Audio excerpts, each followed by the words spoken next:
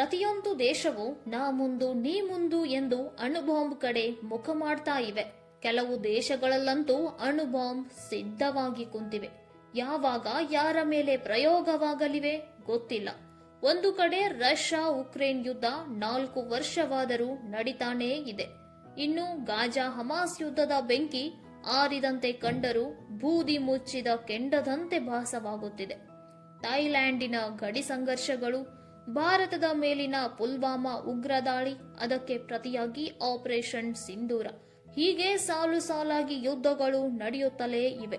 ಎಷ್ಟೋ ಆರ್ಭಟದಿಂದ ಶುರುವಾದಂತಹ ಯುದ್ಧಗಳು ಶಾಂತವಾಗುವುದಕ್ಕೆ ಅಥವಾ ಕಾಲಕ್ರಮೇಣ ಹಿಂದೆ ಸರಿಯುವುದಕ್ಕೆ ಕಾರಣ ಅಣುಬಾಂಬ್ ಭಯ. ಹಿರೋಸಿಮಾ ನಾಗಾಸಾಕಿ ಗತಿ ಮರುಕಳಿಸದಂತೆ ಎಚ್ಚರ ವಹಿಸುತ್ತಿವೆ. ದೇಶ ದೇಶಕ್ಕೂ ಭಯ ಹುಟ್ಟಿಸುವ ಈ ಅಣುಬಾಂಬ್ ಮೊದಲು ಹೇಗೆ ಪ್ರಯೋಗವಾಯಿತು? ಕಂಡುಹಿಡಿದ ಆ ವ್ಯಕ್ತಿ ಯಾರು? ಅಣುಬಾಂಬ್ ಅಂತಹ ಭಯಾನಕ ಅಸ್ತ್ರ ಕಂಡುಹಿಡಿಯಲು ಭಗವದ್ಗೀತೆ ಪ್ರೇರಣೆಯಾಗಿದ್ದು ನಿಜಾನ? ಇದೆಲ್ಲವನ್ನ ಈ ವಿಡಿಯೋದಲ್ಲಿ ನೋಡೋಣ ಬನ್ನಿ. ಆಗಸ್ಟ್ 6, 1945 ಬೆಳಗಿನ ಸಮಯ 8:15 ಸರಿಯಾಗಿ ಜಪಾನಿನ ಹಿರೋಸಿಮಾದಲ್ಲಿ ಯುದ್ಧದ ಮುನ್ನೆಚ್ಚರಿಕೆಯ ಸೈರನ್ ಶಬ್ದ ಕೇಳಿಸುತ್ತಿತ್ತು. ಆದರೆ ಜಪಾನಿನ ಜನಗಳಿಗಾಗಲಿ ಮಿಲಿಟರಿ ಪಡೆಗಳಿಗಾಗಲಿ ಇದು ಎಂದಿನಂತೆ ಸಾಮಾನ್ಯವಾಗಿಯೇ ಇತ್ತು.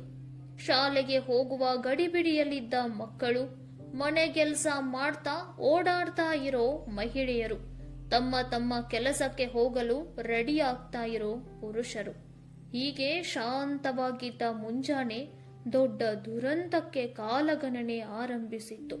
ಹಿಂದೆಂದು ಕಂಡು ಕೇಳರಿಯದ ಘಟನೆಗೆ ಸಾಕ್ಷಿಯಾಗಲು ಹೊರಟಿತ್ತು.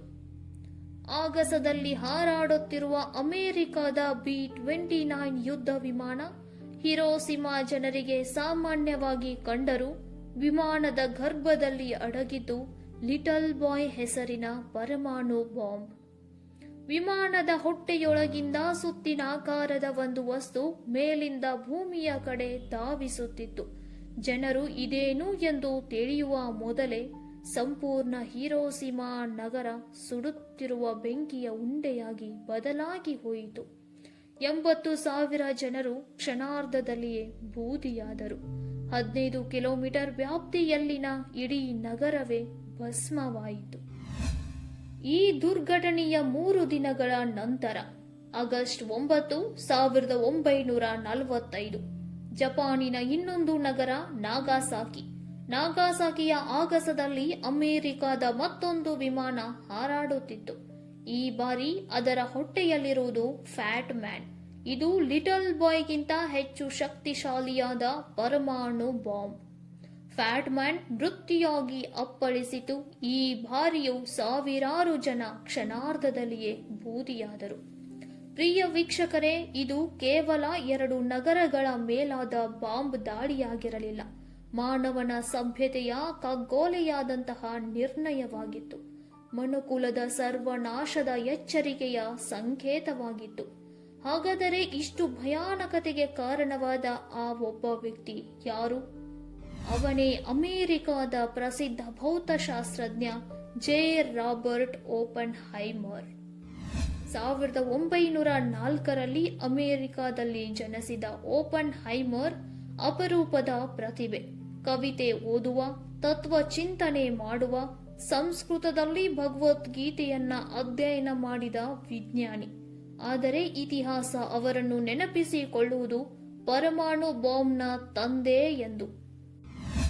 Manhattan project. 1940ರ ದಶಕದ ದ್ವಿತೀಯ ವಿಶ್ವಯುದ್ಧವು ಭೂಮಿಯನ್ನೇ ಬೆಚ್ಚಿ ಬೀಳಿಸಿದೆ. ನಾಜಿ ಎಂಬ ರಾಜಕೀಯ ಪಕ್ಷ ಜರ್ಮನಿ ಪರಮಾಣು ಶಕ್ತಿಯನ್ನ ಅಭಿವೃದ್ಧಿಪಡಿಸುತ್ತಿದೆ ಎಂದು ಸುದ್ದಿ ಅಮೆರಿಕಕ್ಕೆ ತಲುಪುತ್ತಿದ್ದಂತೆ ಆತಂಕಕ್ಕೆ ಒಳಪಟ್ಟಿತು. ನಾವು ಮೊದಲು ತಯಾರಿಸದಿದ್ದರೆ ಅವರು ಮಾಡುತ್ತಾರೆ ಎಂಬ ಭಯದಿಂದ ಅಣುಬಾಂಬ್ ತಯಾರಿಸಲು ಅಮೆರಿಕದ ಸರ್ಕಾರವು ಒಂದು ರಹಸ್ಯ ಗುಂಪನ್ನು ರಚಿಸಿತು. ಅದುವೇ ಮ್ಯಾನ್ಹ್ಯಾಟನ್ ಪ್ರಾಜೆಕ್ಟ್.